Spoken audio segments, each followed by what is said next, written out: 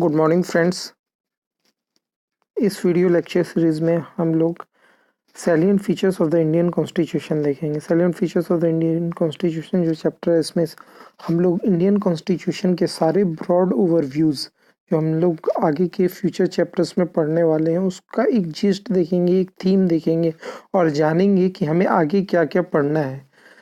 इसमें आपको मैं एक टोटल ओवरव्यू दूंगा पूरे इंडियन कॉन्स्टिट्यूशन का। सैलिएंट का मतलब आप जानते हो, सैलिएंट का मतलब होता है नोटिसेबल। मतलब what are the noticeable features of the Indian constitution. Generally जो इंडियन कॉन्स्टिट्यूशन है उसके बारे में एक नोशन है कि that it is a borrowed constitution. The constitution has been made is just only a patch work. But जो इसके अगेंस्ट काउंटर आर्गूमेंट होता है वो कहता है कि though it is a patch work but it's a very beautiful patch work. The patch work has been done and it's such a beautiful patch work कि ये हमारी कंडीशंस को, जियोग्राफिकल, इकोनॉमिकल, हिस्टोरिक कंडीशंस के लिए best suited है। Now we will discuss the salient features of the Indian Constitution. The first feature is it is lengthiest written constitution. First of all, we will come to the word written. Indian constitution जो है वो एक written constitution है। Generally world में constitutions कभी कभी written होते हैं, कभी अनरिटन होते हैं। जैसे यूएसए का एग्जांपल लें तो यूएसए का जो कॉन्स्टिट्यूशन है वो रिटन कॉन्स्टिट्यूशन है, बट ब्रिटिश कॉन्स्टिट्यूशन जो है वो अनरिटन कॉन्स्टिट्यूशन है। जनरली फेडरल गवर्नमेंट के जो भी कॉन्स्टिट्यूशंस होते हैं वो रिटन कॉन्स्टिट्यूशंस होते हैं। फेडरल गवर्नमेंट जब मैं कह रहा हूँ तो मेरा सेंस है उस गवर्नमेंट से जिसमें एक यूनियन है और स्टेट्स हैं। मीन्स एक फेडरल गवर्नमेंट है, जैसे इंडिया के एग्जांपल लेंगे, इंडिया में 29 स्टेट्स हैं और एक सेंटर है। तो ये एक फेडरल गवर्नमेंट का स्ट्रक्चर है। तो जहाँ भी फेडरल गवर्नमेंट होते हैं वहाँ पर जो कॉन्स्टिट्यूशन होता है वो रिटन कॉन्स्टिट्यूशन होता है। जो गवर्नमेंट फेडरल गवर्नमेंट नहीं है वहाँ पर कॉन्स्टिट्यूशन रिटन भी हो सकता है, अनरिटन भी हो सकता है। जैसे ब्रिटेन है, ब्रिटेन में एक यूनिटरी स्ट्रक्चर है गवर्नमेंट का, तो वहाँ पर जो कॉन्स्टिट्यूशन है वहाँ का कॉन्स्टिट्यूशन अनरिटन कॉन्स्टिट्यूशन है। तो ये हमारे कहने का मतलब है कि जो इंडियन कॉन्स्टिट्यूशन है it is a written constitution and it is one of the lengthiest constitution. World का कोई भी कॉन्स्टिट्यूशन इतना बड़ा नहीं है, Indian constitution is the lengthiest constitution.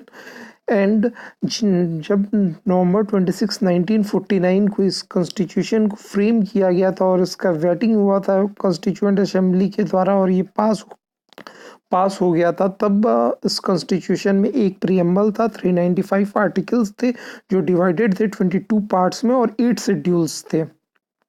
आप देख रहे हो ना कितना बड़ा कॉन्स्टिट्यूशन है। 395 articles divided into 22 parts and 8 schedules. ये जो पॉइंट है ये काफ़ी इंपॉर्टेंट है। एमसीक्यूज़ में डायरेक्ट पूछे जाते हैं। जब 26 नवंबर 1949 में हमारा कॉन्स्टिट्यूशन बना था तो उस समय टोटल नंबर ऑफ आर्टिकल्स कितने थे, तो आपको याद रखना पड़ेगा 395 आर्टिकल्स। पार्ट्स कितने थे तो 22 पार्ट्स। शेड्यूल्स कितने थे, 8 शेड्यूल्स। इसके बाद से कॉन्स्टिट्यूशनल अमेंडमेंट्स होते गए और कॉन्स्टिट्यूशनल अमेंडमेंट्स के बाद आर्टिकल्स इसमें जुड़ते गए, कुछ आर्टिकल्स डिलीट हुए, कुछ आर्टिकल्स जोड़े गए। इसके बाद अभी अगर कोई आपसे पूछे कि आज के डेट में कितने आर्टिकल्स हैं, तो ये बहुत डायनेमिक फिगर्स होता है। ये कभी भी चेंज हो सकता है फिगर, कभी भी कोई कॉन्स्टिट्यूशनल अमेंडमेंट बिल आ सकता है। अगर वो पास हो जाए तो कुछ आर्टिकल्स डिलीट हो सकते हैं, कुछ आर्टिकल्स ऐड हो सकते हैं, कुछ शेड्यूल्स डिलीट हो सकते हैं, कुछ शेड्यूल्स ऐड हो सकते हैं। इसलिए 2013 में जो फिगर था वो 465 आर्टिकल्स, 25 पार्ट्स एंड 12 शेड्यूल्स का फिगर था। बट जनरली क्वेश्चन ये नहीं रहता है। जनरली क्वेश्चन जो रहता है वो रहता है कि जब कॉन्स्टिट्यूशन का जो स्टार्टिंग था 26 नवंबर 1949 में जब कॉन्स्टिट्यूशन फ्रेम हुआ था उस समय कितने आर्टिकल्स, कितने पार्ट्स और कितने शेड्यूल्स थे।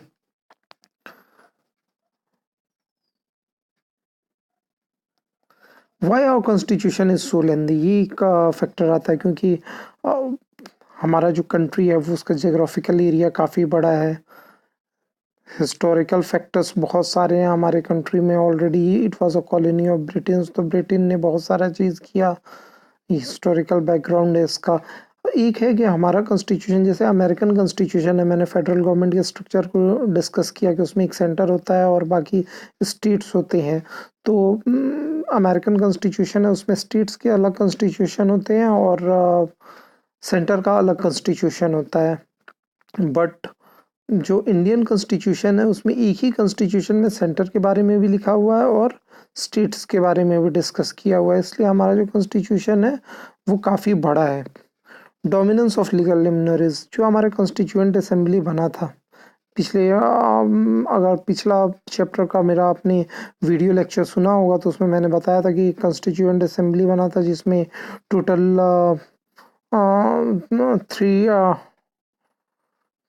385 members, 389. What is the same?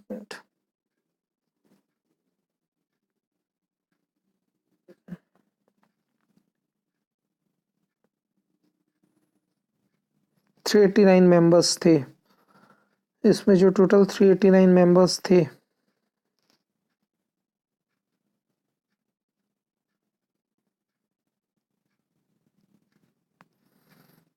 तो इसमें बहुत सारे मेंबर्स जो थे वो लीगल ल्यूमिनरीज थे, एडवोकेट थे, बैरिस्टर थे। तो इन्होंने काफ़ी एलोबरेटिव ढंग से सारे आर्टिकल्स और प्रोविजंस को लिखा, इसलिए there is a dominance of legal luminaries. और ऐसे ही हमारा कॉन्स्टिट्यूशन जो है वो बहुत ही एलोबरेटिव है। Our constitution has been drawn from various sources. Generally हमारे कॉन्स्टिट्यूशन स्टार्टिंग में मैंने बोला कि हमारे कॉन्स्टिट्यूशन को कहा जाता है कि almost most of the provisions. Now the second salient feature is drawn from various sources. जो Indian constitution it has been often termed as it is a borrowed constitution because most of the provisions of Indian constitution has been borrowed from the constitution of various other countries. Like our fundamental right has been borrowed from constitution of USA, that is called Bill of Rights. हमारा जो directive principle of state policy है वो borrowed है Ireland के constitution से। हमारा जो quasi federal structure है जहाँ पर though we are a federation but एक वीक स्टेट है और स्ट्रॉन्ग सेंटर है, ये कनाडा के कॉन्स्टिट्यूशन से इस चीज़ को लिया गया है। So there is a criticism that our constitution is a borrowed constitution and it is a patchwork. But father of the Indian constitution जो ड्राफ्टिंग कमेटी के चेयरमैन थे डॉक्टर बी आर अम्बेडकर, उन्होंने भी कहा कि constitution of India has been framed after ransacking all the known constitutions of the world.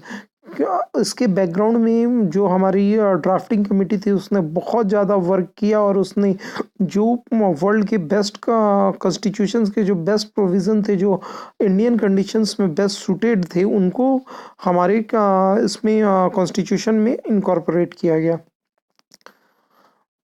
Generally जो constitution है Indian constitution, इसको हम कहते हैं कि इसको ब्रॉड दो पार्ट में डिवाइड कर सकते हैं। One is a philosophical part, other is a political part. जो फिलोसफिकल पार्ट है उसमें fundamental rights and directive principle of state policies को रखते हैं, और पॉलिटिकल पार्ट्स में जो ऑर्गेनाइजेशन का जो इंडिया के executive body, legislative body and judiciary body का जो स्ट्रक्चर होगा उसको रखते हैं। तो मैंने बताया कि जो फिलोसफिकल पार्ट है जिसमें फंडामेंटल राइट है, it has been borrowed from American constitution and directive principle of state policy has been borrowed from the constitution of Ireland. And जो political part of the constitution है that India will have parliamentary form of government, ये Britain के constitution से, British constitution से लिया गया है। The cabinet form of the government, the relation between the executive and the legislature, इसको Britain के कॉन्स्टिट्यूशन से लिया गया है इस चीज़ को। Now the third salient feature, there is a blend of rigidity and flexibility. देखिए जो कॉन्स्टिट्यूशन होता है, constitution can never be rigid. Jawaharlal Nehru ने एक बार कहा था कि अगर हमारा कॉन्स्टिट्यूशन बहुत ज़्यादा रिजिड हो जाए तो जो प्रोग्रेस है उसको हैम्पर करेगा। Constitution should always be dynamic. अगर हमारी सोसाइटी में कुछ चेंज हो रहे हैं तो उस चेंज को, और वो चेंज जो है वो पॉजिटिव डायरेक्शन में है, तो बट अगर हमारा कॉन्स्टिट्यूशन का कोई प्रोविज़न उस पॉजिटिव चेंज को हिंडर कर रहा है, then we should amend our constitution, that particular provision in our constitution. So there should be some flexibility in the constitution. हमारे जो constitution है, there is a blend of rigidity and flexibility. उसके कुछ provisions जो हैं वो काफ़ी rigid हैं और कुछ provisions जो हैं वो काफ़ी flexible हैं। अच्छा, अगर हम दूसरे कंट्रीज़ के कॉन्स्टिट्यूशन से कंपेयर करें, जैसे यूएसए का कॉन्स्टिट्यूशन हुआ, अगर यूएसए के कॉन्स्टिट्यूशन को देखें तो उसके सारे प्रोविजंस काफ़ी ज़्यादा रिजिड हैं। उसको अमेंड करने में काफ़ी मुश्किलें आती हैं, स्पेशल मेजॉरिटी की ज़रूरत होती है। और यूके का कॉन्स्टिट्यूशन है, वहाँ पर it is an unwritten constitution और उसको कुछ भी चेंज करने में परेशानी नहीं होती है, वो बिल्कुल आसानी से चेंज किया जा सकता है सिंपल मेजॉरिटी से। बट इंडियन केस में ऐसा नहीं है। इंडियन में there is a fine blend of rigidity and flexibility. Some of the provisions are there which can be amended very easily by a simple majority, and so while some of the provisions are there which can be amended only by a special majority. When I am saying special majority, then उसमें क्या क्या factors आते हैं special majority में? सबसे पहला कि there should be there should be two-third two-third majority of the members of each house present and voting, and a majority that is more than 50% of the total membership of the each house. इसको मैं explain करता हूँ। जैसे कोई भी constitutional amendment करना है किसी भी प्रोविज़न को, और उसका कॉन्स्टिट्यूशनल अमेंडमेंट पास करने के लिए कितने स्ट्रेंथ का रिक्वायरमेंट होता है। अगर वो लोकसभा में जाता है और लोकसभा में टोटल से 545 members are there, the total strength of Lok Sabha is 445 members. Then when we are saying that half of the total members of the parliament, it means 545 by 2, it means around ये आएगा figure 273 members का होना चाहिए, plus 2/3 of the members present and voting. अगर 500 members present है तो 500 का भी 2/3 एडिशनल होना चाहिए। इट मीन्स 500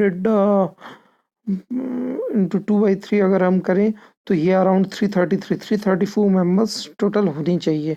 मतलब 334 मेंबर्स का वोटिंग आएगा तभी हम लोग कॉन्स्टिट्यूशन के उस प्रोविज़न में अमेंडमेंट कर सकते हैं। इवन कहीं पर तो और भी ज़्यादा रिजिड है, जहाँ पर फेडरल कुछ प्रोविज़न्स हैं, जिस कॉन्स्टिट्यूशन के जिस प्रोविज़न में स्टेट्स भी स्टेक होल्डर्स हैं, वहाँ पर तो special majority and ratification by half of the state, जो आगे हम लोग देखेंगे आर्टिकल 368 में कि कौन से ऐसे प्रोविजंस हैं जिसमें इस स्ट्रेंथ का रिक्वायरमेंट होता है कॉन्स्टिट्यूशनल अमेंडमेंट करने में। इसकी रिक्वायरमेंट होती है। और बहुत सारे कॉन्स्टिट्यूशन के हमारे ऐसे प्रोविजंस हैं जो सिंपल मेजॉरिटी से half of the members present and voting, more than half of the members present and voting से कहते हैं पास हो जाते हैं। Federal system with unitary basis.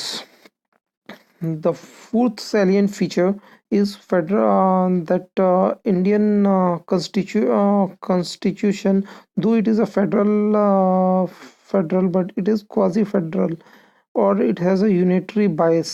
कहा जाता है कि जो अमेरिकन कॉन्स्टिट्यूशन है उसको का बिल्कुल परफेक्टली फेडरल कॉन्स्टिट्यूशन कहा जाता है। क्यों? क्योंकि वहाँ पे एक सेंटर होता है, स्टेट होता है, सेंटर के पास कुछ पावर्स होते हैं, स्टेट के कुछ अपने पावर्स होते हैं, जो रेसिड्यूरी पावर होता है, इट मीन्स जो मेंशन्ड कहीं भी नहीं है वो सारे स्टेट के पास होते हैं।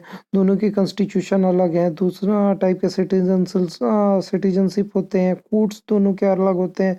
फेडरल कोर्ट अलग होता है सेंटर के लॉज पर करने के लिए, स्टेट के लॉज पर करने के लिए स्टेट का कोर्ट अलग होता है। बट इंडिया में ऐसा नहीं है। इंडिया में बहुत सारे फीचर्स ऐसे हैं, दो इंडिया में भी एक स्टेट और एक यूनियन है, बट इंडिया में बहुत सारे ऐसे प्रोविजंस हैं जहाँ पर यूनिटरी बायस आपको दिखेगा। जैसे इंडिया में सिटीजनशिप सिंगल है, कॉन्स्टिट्यूशन एक ही है, वहाँ उसी में एक्सेप्ट जम्मू एंड कश्मीर एक ही में सेंटर के बारे में भी लिखा हुआ है, एक ही के बारे में स्टेट के प्रोविजंस के लिए के बारे में लिखा हुआ है। यहाँ पर जो रेसिड्यूरी पावर्स हैं वो स्टेट के पास नहीं, सेंटर के सेंटर के पास है। फिर ऑल इंडिया सर्विसेज का प्रोविज़न है, इसमें जो जुडिशियरी है वो सिंगल है। So Indian constitution is a federal system with unitary wise. Now the fifth salient feature is, अच्छा इसके बाद आप देखोगे कि बहुत सारे पॉलिटिकल थिंकर्स ने बहुत सारा चीज़ कहा है इस चीज़ के बारे में।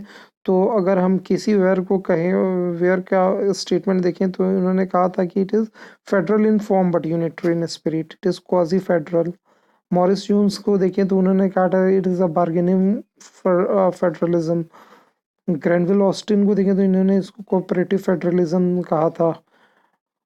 आइवर जेनिंग्स को देखें तो इन्होंने इसको federation with a centralising tendency कहा था। Now the fifth salient feature, parliamentary form of government.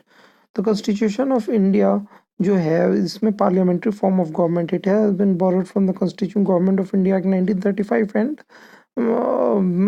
British constitution. बस एक अंतर है कि India is a republic but Britain is a monarch. तो यहाँ पर जो इंडिया में जो हेड होता है वो प्रेसिडेंट होता है, बट वहाँ पर जो हेड होता है वो किंग होता है। ये एक बेसिक फाइन डिफरेंस है। बाकी सारे जो पार्लियामेंट्री फॉर्म है वो सारे के सारे सेम है। यहाँ पर भी एक presence of nominal and real executive है, मेजॉरिटी पार्टी रूल करती है। There is a collective responsibility of executive to the legislature है। जो एग्जीक्यूटिव बॉडी होता है वो लेजिस्लेचर से ही निकल कर आता है, वो लेजिस्लेचर से अलग नहीं रहता है। And executives are responsible to the legislature, parliament के लिए रिस्पॉन्सिबल होता है, इसलिए इस टाइप के गवर्नमेंट को रिस्पॉन्सिबल गवर्नमेंट भी कहते हैं। Membership of the ministers in the legislature है, जो भी एग्जीक्यूटिव बॉडी के मिनिस्टर्स होते हैं वो कहते हैं लेजिस्लेचर के पार्ट होते हैं। Leadership of the prime minister and the chief minister, dissolution of lower house, जब लोकसभा और असेंबली डिसॉल्व होता है तो एग्जीक्यूटिव बॉडी भी ऑटोमेटिकली डिसॉल्व हो जाता है। यहाँ पर एक और फाइन डिफरेंस मैं बताऊंगा कि जो ब्रिटेन का कॉन्स्टिट्यूशन पार्लियामेंट है, it is a sovereign body but Indian constitution is not a sovereign body. का क्वेश्चन हमेशा आता है कि is Indian constitution a sovereign body? No, Indian constitution is not a sovereign body. In India Indian parliament derives all this power from constitution of India. So इसलिए अगर sovereignty की बात करेंगे तो constitution is the sovereign body, Indian parliament is not a sovereign body because it can work only under the broad contours of the constitution of India, which has been laid by broad contours which has been laid by the constitution of India. Synthesis of parliamentary sovereignty and judicial supremacy. अगर यहाँ पर देखेंगे फिर fine blending का बात कर रहे हैं हम लोग कि पार्लियामेंट्री सोवरेनिटी और जुडिशियल सुप्रीमेसी का फाइन ब्लेंड है। अगर हम यूएस का बात करें तो वहाँ पर कोई भी लॉ बनता है तो वो ड्यू प्रोसेस ऑफ लॉ से बनता है। वहाँ पर जो जुडिशियरी है उसका बहुत ज़्यादा डोमिनेंस होता है कोई भी लॉ बनाने के लिए, बट इंडिया में ऐसा नहीं है। यहाँ पर रूल एस्टेब्लिश्ड बाय लॉ का कंसेप्ट है, जो हम लोग आर्टिकल 21 में right to life and personal liberty जो हमारा आर्टिकल है उसमें फंडामेंटल राइट में, उसमें हम लोग काफ़ी इलोबरेटिव वे में इस चीज़ को देखेंगे। और ब्रिटेन है, ब्रिटेन में जो पार्लियामेंट है वो पूरा का पूरा एक सॉवरेन बॉडी है, it can do anything. But Indian context में ऐसा नहीं है। इंडिया में the supreme body is the constitution, the book constitution is supreme and parliament derives all its powers from constitution. Integrated and independent judiciary, generally बाकी federal government में देखा जाता है कि उनके जो जुडिशरी सिस्टम होता है वो फेडरल गवर्नमेंट के लिए एक अलग जुडिशरी सिस्टम है और स्टेट लॉज के लिए स्टेट का एक अलग। बट इंडिया में ऐसा नहीं है। इंडिया में जुडिशरी इज फुल्ली इंटीग्रेटेड। यहाँ पर एक सुप्रीम कोर्ट है जिसके अंदर हाई कोर्ट्स होते हैं और उन हाई कोर्ट्स के अंडर सबॉर्डिनेट कोर्ट्स होते हैं। तो जो कोर्ट ऑफ हाईएस्ट अपील जो है सुप्रीम कोर्ट, वो सुप्रीम कोर्ट ही है और सारे कोर्ट्स जो हैं वो उनका ये सुप्रीम बॉडी है। So India has an integrated judiciary and independent judiciary. Independent judiciary इसलिए कहा जाता है क्योंकि इट इज़ इंडिपेंडेंट, इसका कोई भी रिपोर्टिंग लेजिस्लेटिव या एग्जीक्यूटिव बॉडीज़ को नहीं रहता है। इसको इंडिपेंडेंस देने के लिए बहुत सारे क्लॉजेज इंडिया में लगाए गए हैं, जैसे security of tenure of the जजेस दिया गया है, fix service conditions of the जजेस दिया हुआ, all the expenses of the supreme court is charge to the consolidated fund of India, prohibition on discussion of conducts of judges in the legislature, ठीक है। Ban on practice after retirement.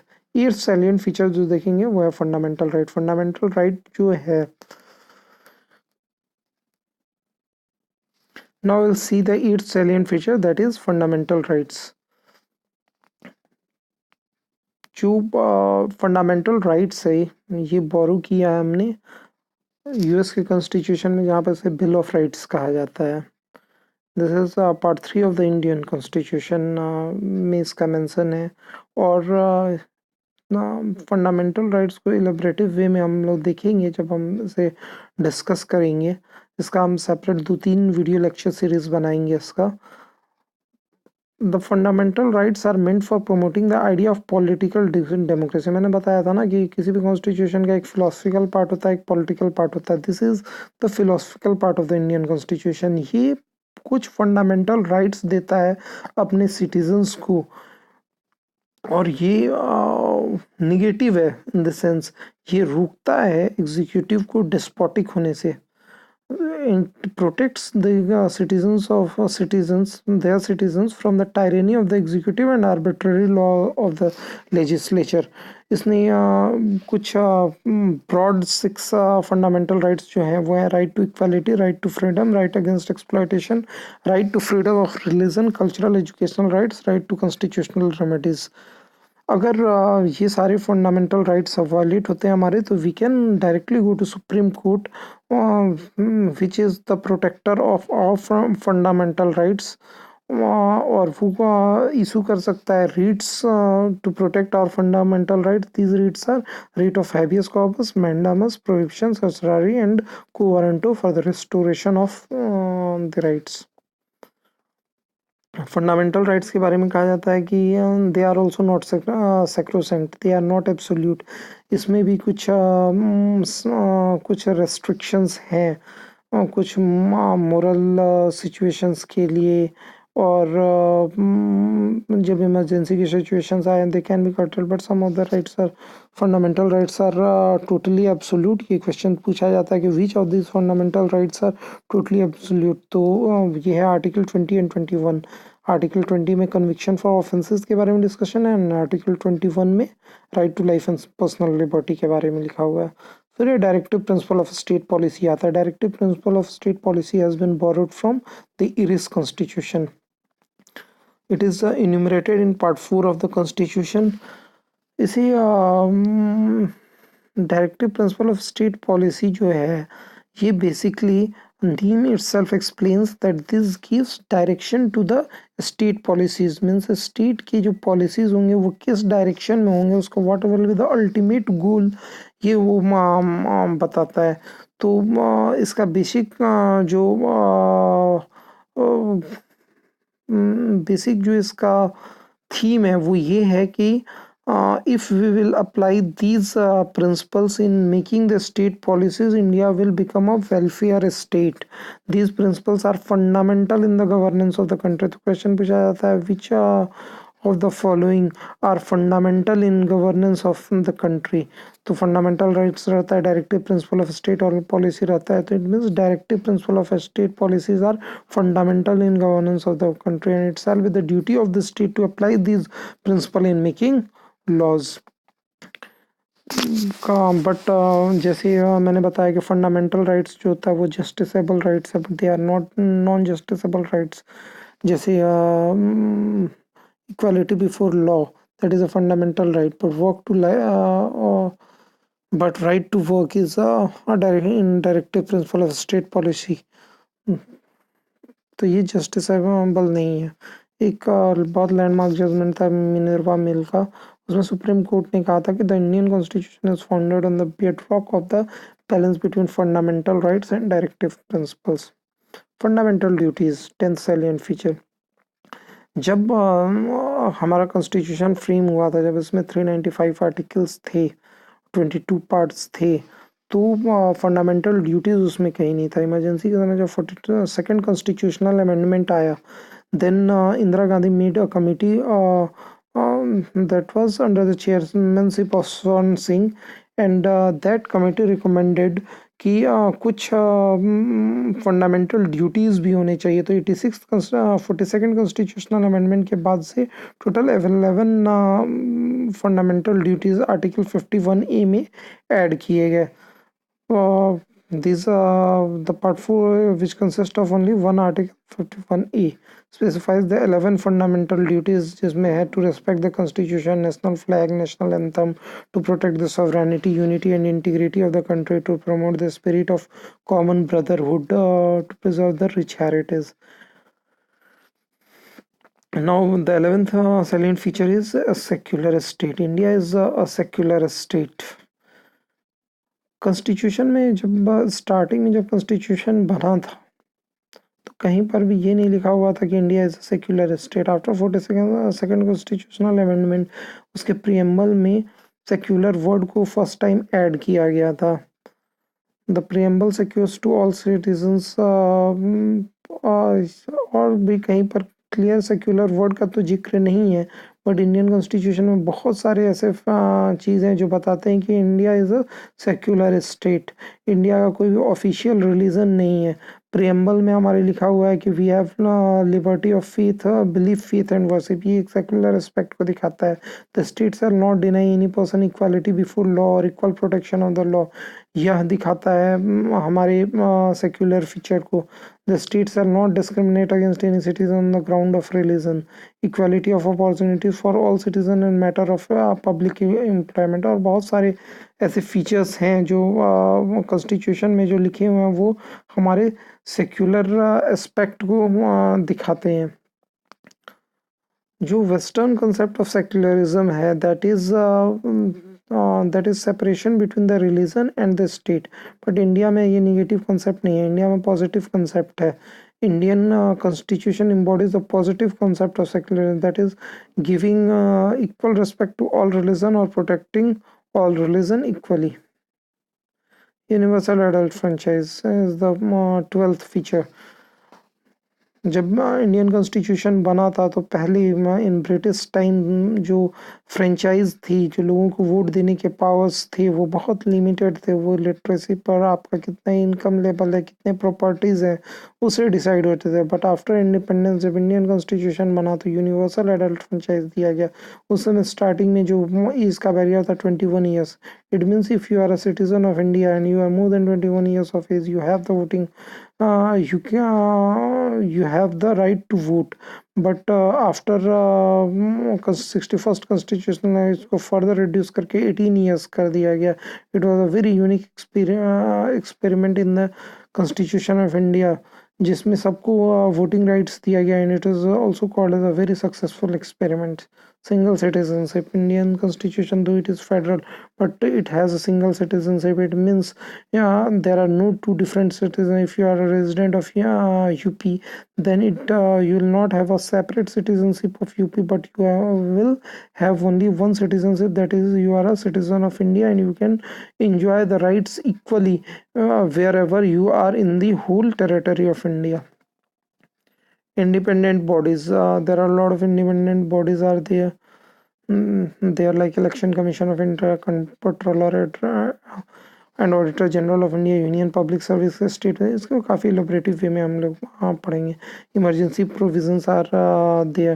जैसे हमने देखा कि जो फेडरल स्ट्रक्चर है India में, एक यूनियन और स्टेट होता है, कभी कभी इमरजेंसी की सिचुएशन आ जाती है, जैसे नेशनल इमरजेंसी हो, स्टेट इमरजेंसी हो, वहाँ पर ये पूरा सिस्टम कोलैप्स कर जाता है और केवल एक ही उस समय यूनिटरी फॉर्म ऑफ गवर्नेंस आ जाता है, जिसमें सारे पावर्स जो हैं वो वेस्टेड हो जाते हैं यूनियन के पास। इंडिया में 3 टियर गवर्नमेंट है। सबसे पहला स्टेज में सबसे टॉप पे सेंटर है, फिर स्टेट है, उसके बाद से after 73rd and 74th constitutional amendment panchayati raj system और म्यूनिसपैलिटीज़ को ऐड किया गया था। ये further decentralisation of the government था। अब constitution of India at glance देखें हम तो इसमें कुछ ये दिए हुए हैं, ये सब आप देख सकते हैं। Important articles of the constitution at glance है, शेड्यूल्स हैं, what are all the schedules. Thank you.